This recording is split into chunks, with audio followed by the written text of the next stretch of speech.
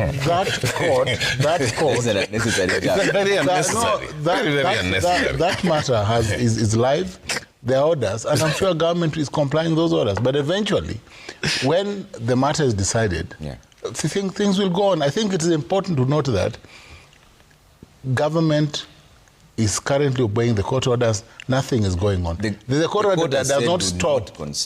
It does not stop negotiations. It does not stop what has gone on until now. It does not stop negotiations. Yes. It stops the construction, which government says is going on. Isn't that ignoring a court order? Trevor, we read from the media what is going on. I do not know whether the media has had access to the installation center and is talking about construction. They said would be completed in about a month.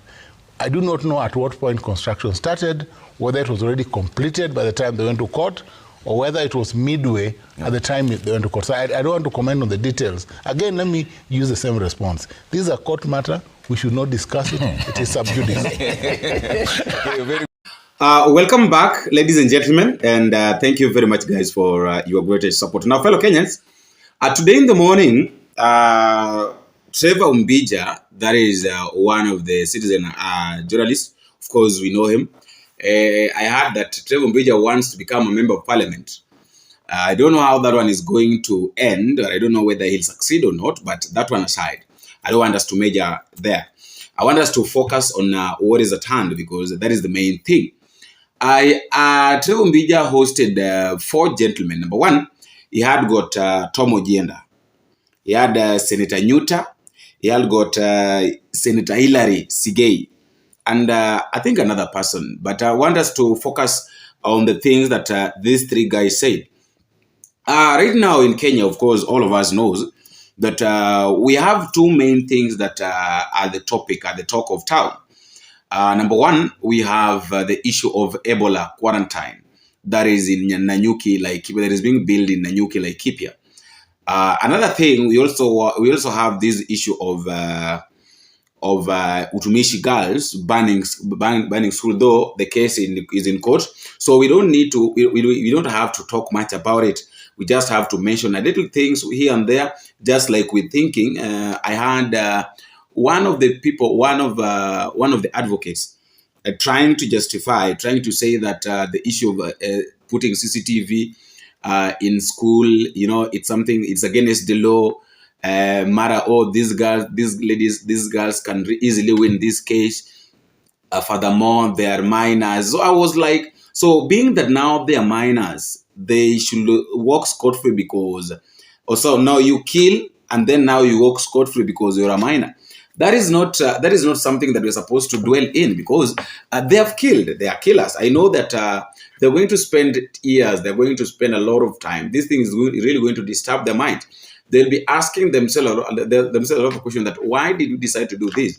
Why did we decide to kill our fellow girls? That one aside, before we get deeper into this discussion, fellow Kenyans, let me humbly request you that please don't forget to click the subscribe button. You can as well tell me where you are watching this video from, because most of the time we watch the video and then we fail to, or we forget to subscribe. But by subscribing, by liking, or even by clicking the notification bell, just by doing that, the video is going to reach a lot of people. So please let us do that, and then we make sure that we also share this video so that it can reach a lot of people. Thank you for those who've been supporting. Thank you. God bless you. For those who are within the country, you can tell me which part of the country, county number at the comment section. And even those who are outside the country, you can also tell me where you're watching this video from, country. Which country specifically are you watching? Are you in Kenya? Are you in Uganda, Tanzania, Somalia, Sudan, all those, Congo, DRC, United States of America, Canada, anywhere you're watching the videos, and I know that all is going to be well. Tom OJIENDA. These guys, I told you, these guys talked about 2 things. They talked about the issue of Tunisia, and also they talked about the issue of Ebola. I want us to start with the issue of Ebola, and then we'll finish up with the issue of schools banning. Tom OJIENDA is trying to tell us that Kenya, that our country of Kenya was selected by the United States of America to facilitate the issue of Ebola quarantine, or maybe for Kenya to have a quarantine for Ebola because it's easily accessible? Whenever we are, John, we are over politicizing a health issue. But number two, what is important is this, that governments deal or engage on the basis of international law, international instruments, so that international intercourse is defined by interaction amongst or between states, either bilateral or multilateral approaches through treaties and other instruments, soft law and otherwise, that eventually lead to certain things being done. Yeah. So I think Joe Newto's comparison to government ignoring protests to the 2024 protests is completely out of place and uncalled for. This is a health issue and very particular. Trevor, as long as Joe and others understand their sense of a quarantine center and the security around Nanyuki Air Base, these issues that we are discussing here should be nothing to discuss. Because remember, international preparedness to deal with a disease belongs to the international community. Okay. And of course, I cannot in this forum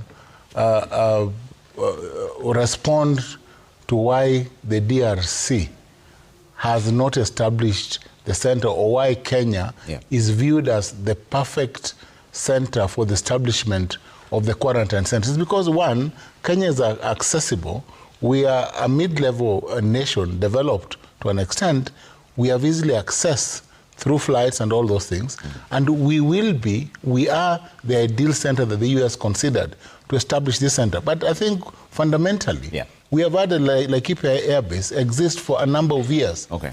And it's a central security establishment in this country. Okay. And is recognized for some of the equipment and facilities that it has, including isolation from the people. Okay. I do not know why we are not discussing close on this Ebola issue. So Kenya is not. Let me just say that Kenya is not ignoring the concerns of the public. And he's what about the court? He has commented on a court case. Yes, of course there's a court case. The court case by Katiba Institute, led by NYUTA Junior Counsel. That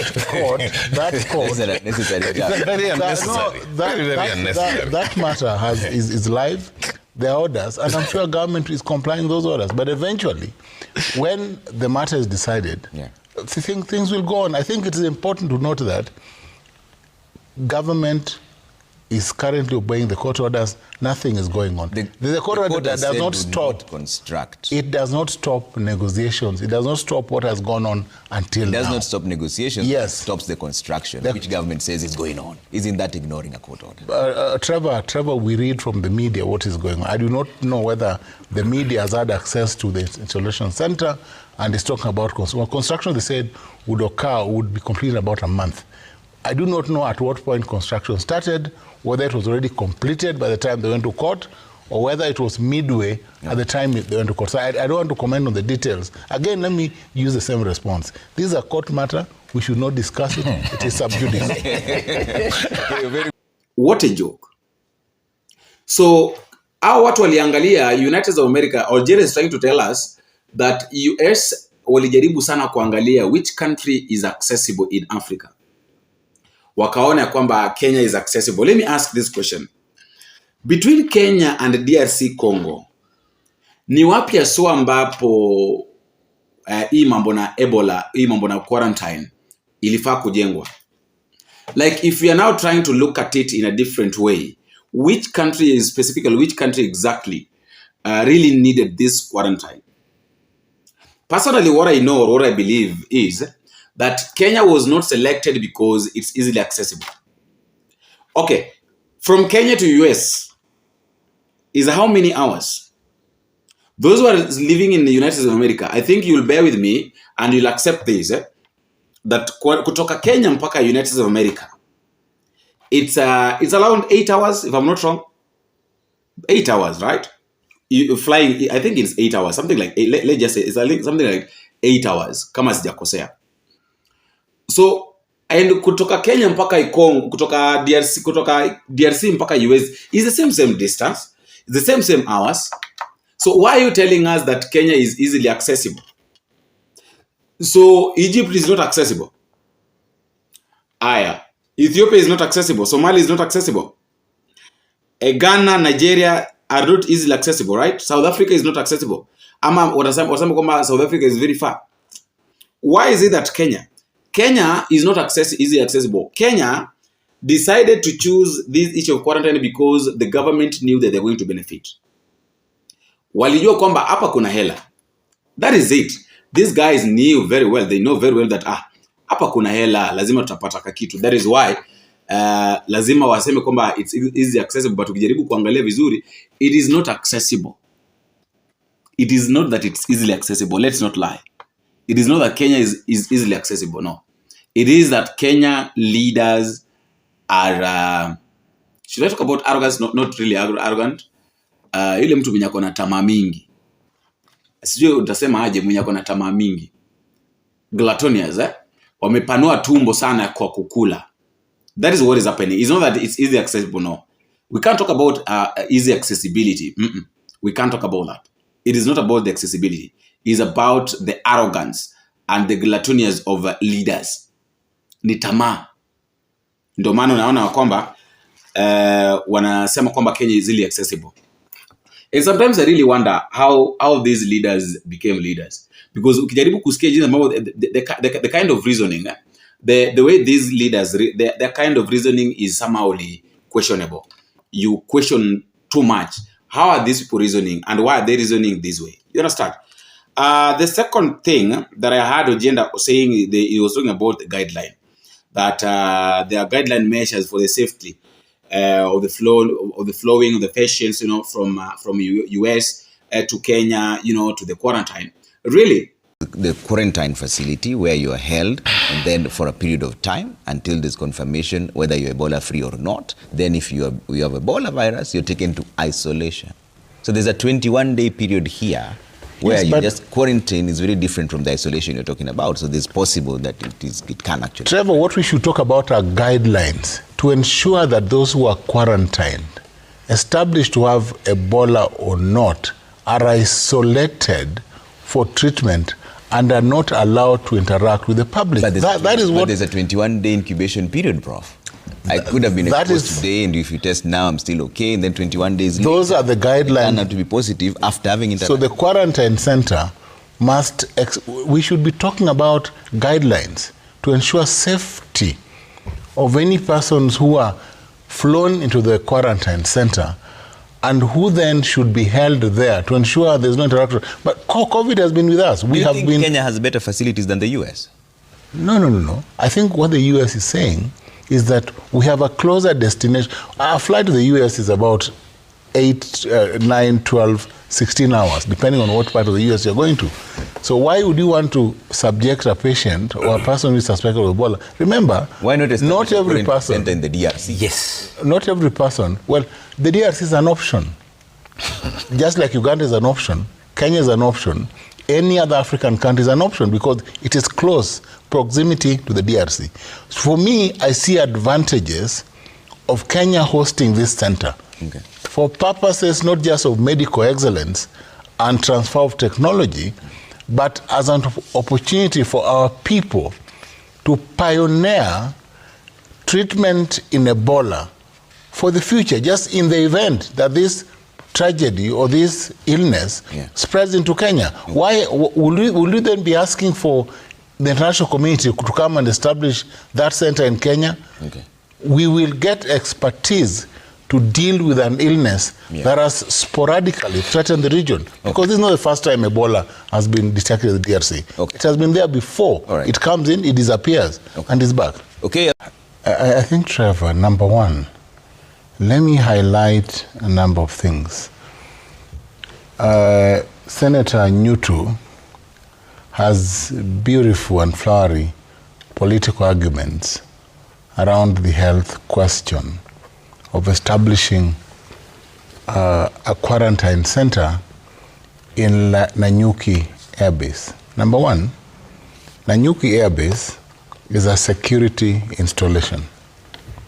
I'm the vice chair of the security committee in Senate. And so I know that already it falls within the purview of the national government. And the county has nothing to do with the running of a security installation. That's number one. So leave the county government of Nanyuki out of that question. Number two, the Public Health Act, Cap 242,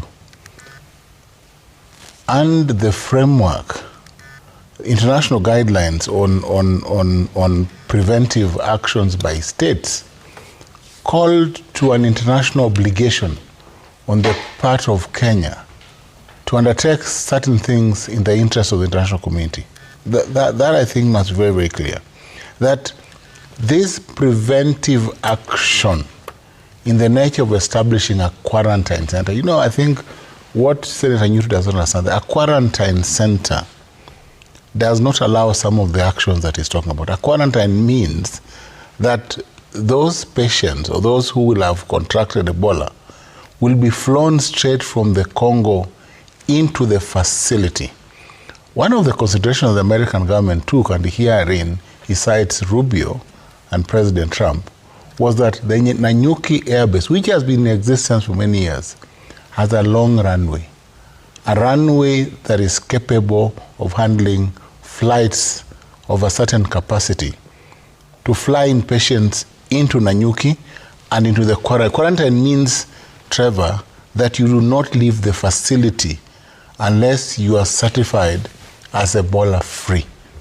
So this entire misconception, including riots in Nanyuki town, are a function of a misunderstanding of one, quarantine, two, international obligations, two, our own obligation as a country to ensure that we are able to provide a level of safety and also create a level of preparedness as an Ebola treatment center for the region. Remember, this is not just, this is in fact, this action by the president will put Kenya as a prime health destination, not just for Ebola, but this, once we are able to deal with Ebola, we will, one, of course, get the expertise that we need, but two, which is more important here, this quarantine center will remain with us for possible illness, diseases or ailments that may be there in the future. We cannot as a country say that we are not going to develop medical expertise.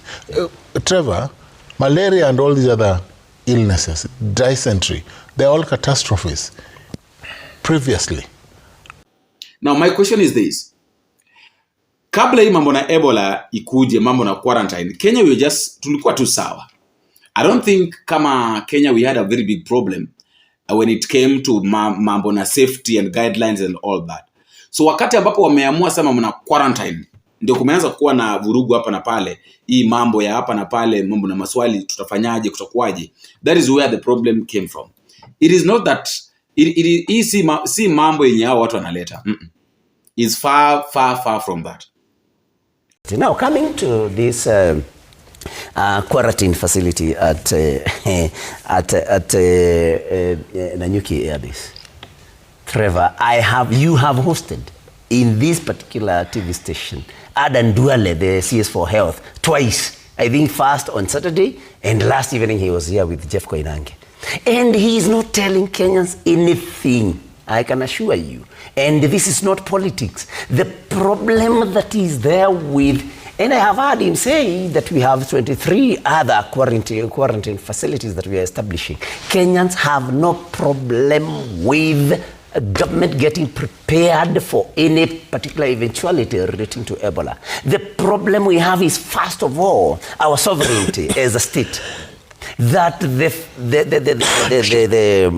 that Mark Rubio, Secretary of State in the US, is the one announcing that there will be a quarantine facility in Nanyuki. before Kenyans have been communicated to by the government. And what does Mark Rubio say? He insults Kenyans.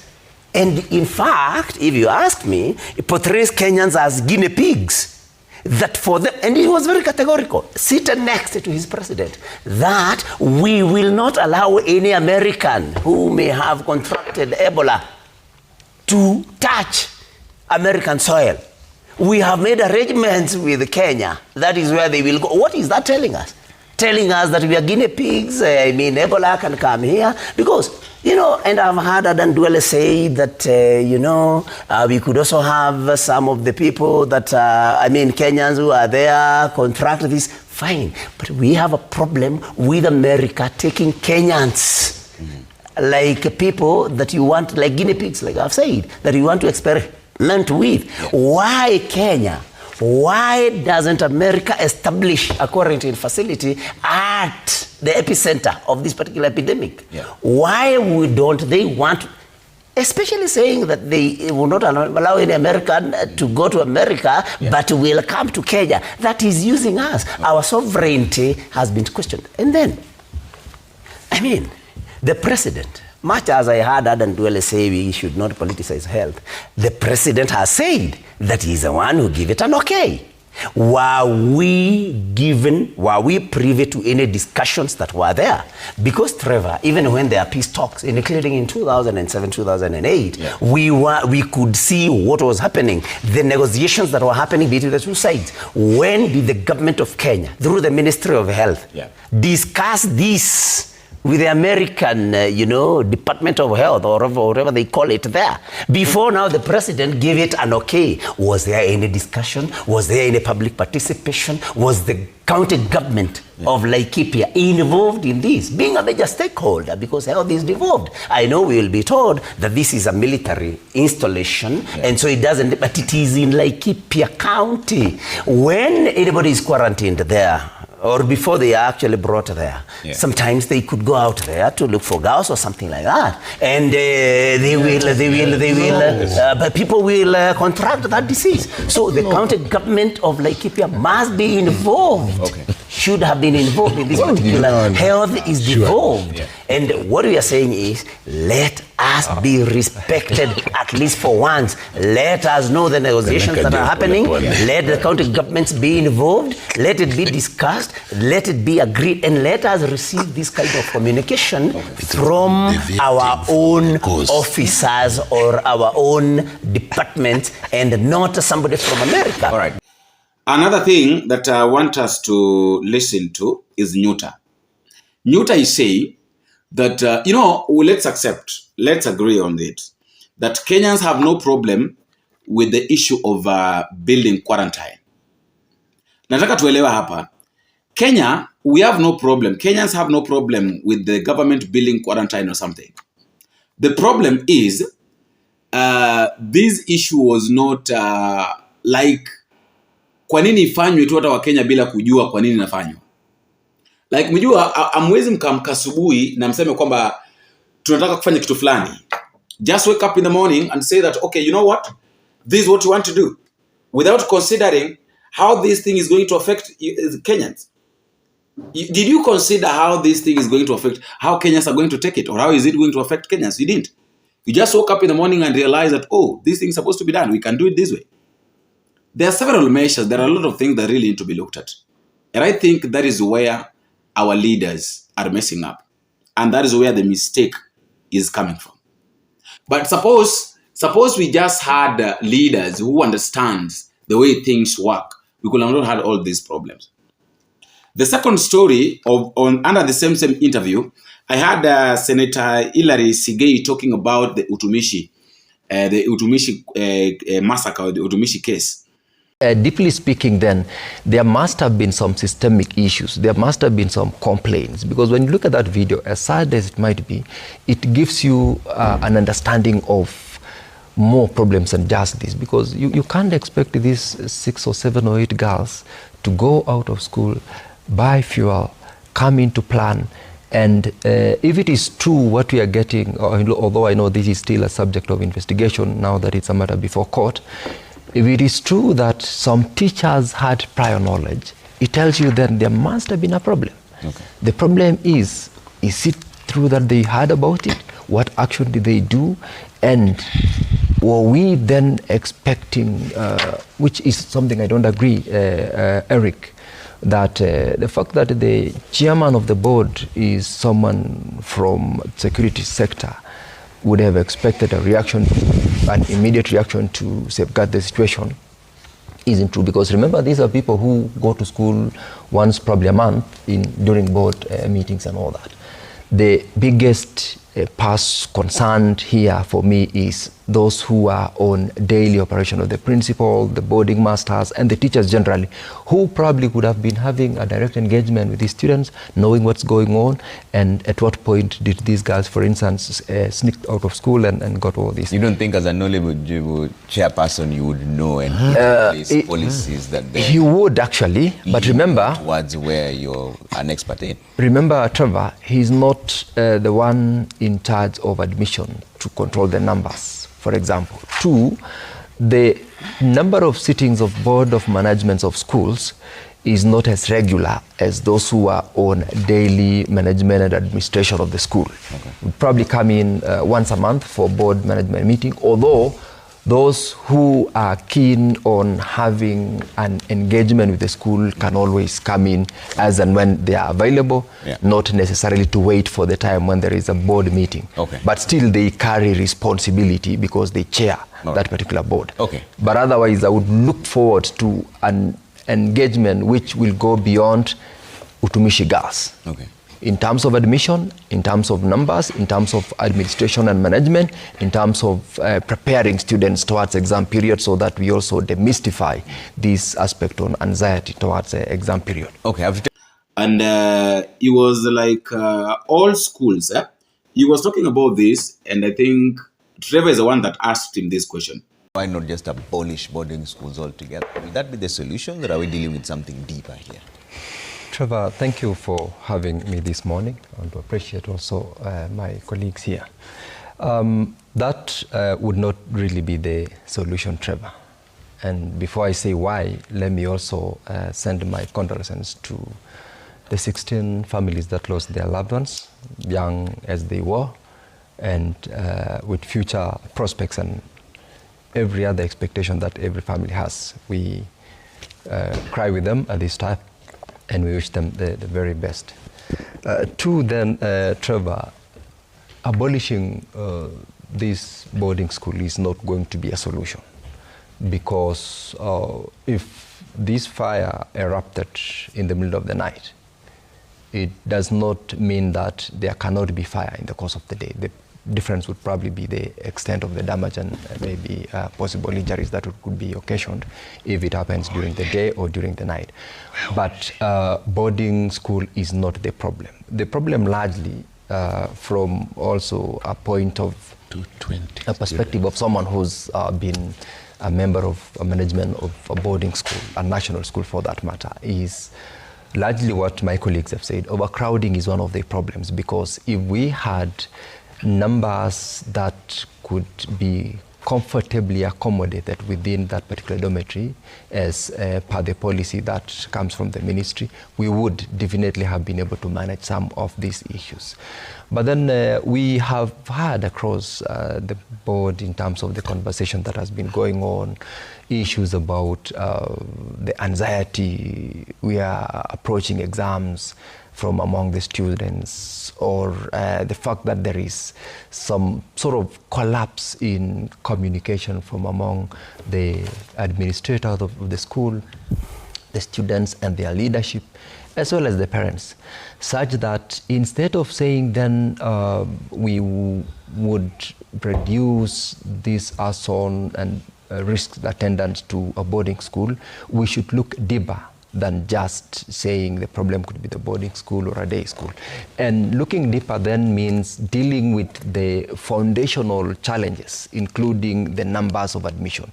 I want to agree with Eric here and John NYUTA in terms of the numbers. Most of our schools, because of infrastructure, because of performance, because of where the schools are located, and also the desire by parents to have their children in certain schools, means that we will be pushing numbers in some schools, yet some other schools, because of poor infrastructure, poor performance and all that, are having as little as they can, accept at a given time.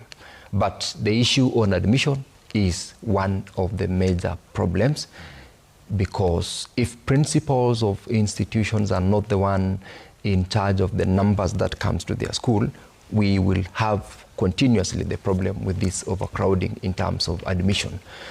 But then I tend to also have the feeling that, you see, just because others have done, you are dealing with teens and preteens, 14 years, 15 years, 16 years, and even 13 years. The fact that we publicize the conversation around it means that there is a lot of, feeling of, since it's been done by these others, we definitely would also be excited to do it. That one is a conversation that we must have. And I also have a question to ask. This case of banning schools, mambo na shule kuchomeka, I've not heard it happening in day schools. And I think a lot of people have suggested this, that why can't we have day schools, to badilisha all boarding schools to be day schools? Because day schools are mambo ya kuchomeka kwa shule haipo sana. I don't know your take concerning that. Maybe I would like to know your take concerning this. Is it easy? Is it okay? Do you really think that now, if the government or the Ministry of Education decides that we are now abolishing boarding schools, we are moving from boarding schools to day schools, do you really think that is going to solve a lot of problems, or the problem or the mistakes are just going to remain the same? I don't know your thought. Maybe you can tell me what you think concerning that, because I think in as much as maybe we are going to deny, or maybe in as much as we are going to say that that is not the solution, I think it can act as a little bit of, it can solve, but it can also not be a very big solution. The best solution is, personally, I don't know what you think. That is why I've said that I don't know what you're going to say. Personally, I think that the solution that we can have is this. Let these culprits, let them pay the price. You understand? Let them just pay the price of their action. And then now I think from there, what wataona, kumbe this is the way to go. The students will fear. Kutakuwa na ile uoga kwamba kama hii ndio njia, basi bila shaka let's not follow this. Because you see the Lenana school also is at home, because I think they also wanted to demonstrate. These things are happening, and I don't know whether we should say that parents are also having a role to play. Of course, parents have a very big role to play when it comes to matters discipline and all these things. But maybe your thought can also matter. I would like to know what you think concerning all these issues, all these things. Because at the end of the day, we have a life to live and we have a country to protect. We have a country to protect when it comes to Ebola. We also have a country to protect when it comes to schools. Because all these students are our brothers, our sisters, our cousins, our children. And we also have a very big role to play when it comes to this. So I would like to know what you think, or to hear what you think at the comment section concerning this. But this issue of giving these people opportunities to talk about these issues, in interviews, giving them credits, tokens, to be talking about matters that does not even matter. Like, according to them, wanaonaga these issues is mambo sio za maana sana, but to us ni ya maana sana. I would like to know what you think at the comment section.